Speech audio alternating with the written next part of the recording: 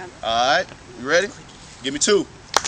Come on. And we got neighbors. See, they got to hear you over there. And I think we got neighbors over there too. So let's do it again. Give me one. One, Whoa. two, three. Oh, we know how to count. I don't ever go past three because 4 claps is like, that's too many claps. All right, check me out. Let's talk about leadership. Who the leaders? Who consider themselves a leader? A leader. What is a leader? If you have an answer, just spit it out. What is a leader to you? Talk to me. Somebody who stand out from the crowd. Stand out for the crowd. But stand out for the crowd doing what? Right or wrong thing? Right. The right thing. We good on schedule?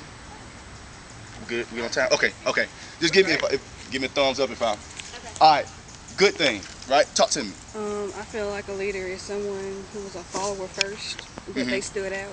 A follower first who stood out. Were they following the wrong crowd and decided and realized it? No, they was following the right crowd.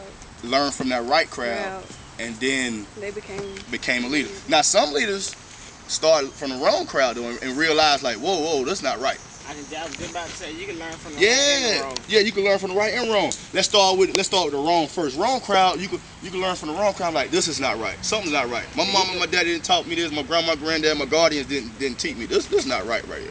So you could part ways from that and become your own leader. And from the start, you look like the oddball because you're the only person that's there. Then somebody else will realize, whoa, what she's doing is right. Let me follow her or let me follow him, and then you'll get a crowd from there.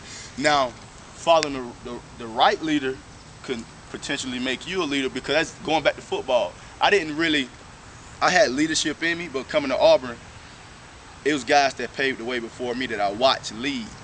And I saw how they worked, I saw how they lead, and the coaches didn't have to police us, didn't have to discipline us. It was our own teammates saying, hey man, what you're doing isn't right.